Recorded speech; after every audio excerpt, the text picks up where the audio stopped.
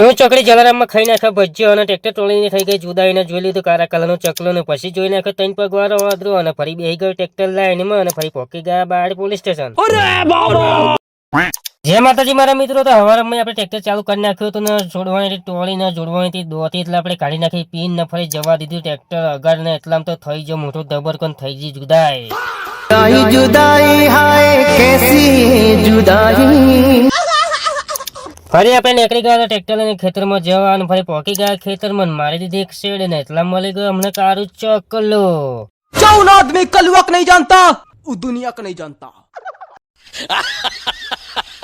તો ફરી અમે પોકી ગયા હતા સિવન ચોકડી અને ખાઈ નાખ્યા હતા જલારામ સુરતી ખમણ વાળા. તો અમે ભજીયા ને ફરી મળી ગયા હતા રૂમાલભાઈ ને રૂમાલભાઈ અમને આપી દીધો મસાલો અને ફરી પાછો મેં બનાવી લીધો જલારામ સુરતી ખમણ વાળાનો વિડીયો. તો તમે પણ એકવાર જરૂર આવજો ભજીયા ખાવા. ભજીયા ખાઈને નીકળી ગયા હતા આગળ ને આગળ મળી ગયો 3 પગવાળો રસ્તામાં ઓદરો. તો ફરી આગળ શું થયું ખાલી જુઓ તમે.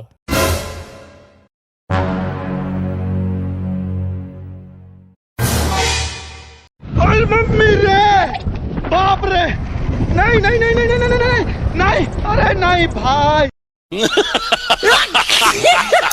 ફરી અમે પોકી ગયા હતા પેટ્રોલ પંપે અને પૂરા નાખ્યું હતું 250 નું પેટ્રોલ અને ફરી જવાનું હતું બહાર ને રસ્તામાં જોઈ લીધું ખતરનાક ટ્રેક્ટર ફસેલું. ફરી પોકી ગયા હતા બહાર નગરપાલિકા. ફરી અમે પોકી ગયા હતા બહાર પોલીસ સ્ટેશનમાં. ફરી આગળ કોમ પતાવીને ફરી નીકળી ગયા હતા ઘેર જવા માટે. તો કાલે નવો વિડીયો હશે જોવા માટે ફોલો કરતા જજો. જય માતાજી.